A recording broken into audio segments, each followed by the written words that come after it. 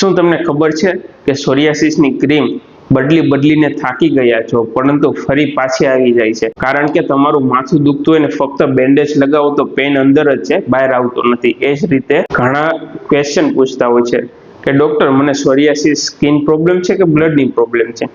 મારે સ્કિનને જ કેમ પાછી થાય છે, બાકી ફેમિલીને કેમ થતું નથી? અમુક ક્રીમ લગાડું છું તો થોડા દિવસોમાં તો સારું રહે છે, પરંતુ પાછું કેમ આવી જતું હોય છે? આ ઘણા લોકો આવા ક્વેશ્ચન પૂછતા હોય છે. જોયું તમે, સોરિયાસિસ એકલું સ્કિન ડિઝીઝનું નથી. તમે એક આઈસબર્ગ વિચારો. આઈસબર્ગ એટલે બરફનો ટુકડો જે પાણીની ઉપર ફક્ત 10% જ દેખાય છે, બાકીનો 90% પાણીની અંદર હોય છે. સોરિયાસિસમાં પણ આવું જ થાય છે. સ્કિન એટલે કે ચામડી જે પેચીસ, રેડનેસ કે સ્કેલિંગ દેખાય છે એ ફક્ત ટીપ ઓફ ધ આઈસબર્ગ છે.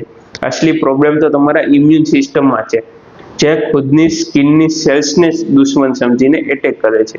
જ્યાં સુધી આ અંદરની ઇમ્યુન ઇમ્બેલેન્સ ટ્રીટ નથી થતી ત્યાં સુધી બહારની ક્રીમ કંઈ કામ કરતી જ નથી અને પેચીસ વારંવાર પાછા આવતા રહે છે. જો આ રૂટ કોઝને ટ્રીટ નહીં કરો તો મેટર ફક્ત સ્કિન સુધી જ નથી થતી. સમય જતા જતા એ જોઈન્ટ એટલે કે સાંધામાં જાય, નખમાં થાય અને એને લીધે સ્ટ્રેસ પણ વધી શકે છે. એટલે જ હોમિયોપેથી આ ઇમ્યુન સિસ્ટમને મૂળમાંથી ટ્રીટ કરે છે, ના ફક્ત કે સિમ્ટમ્સને દબાવીએ છીએ. જરૂર પડે તો આજે જ અમારા ક્લિનિક પર કોલ કરી શકો છો.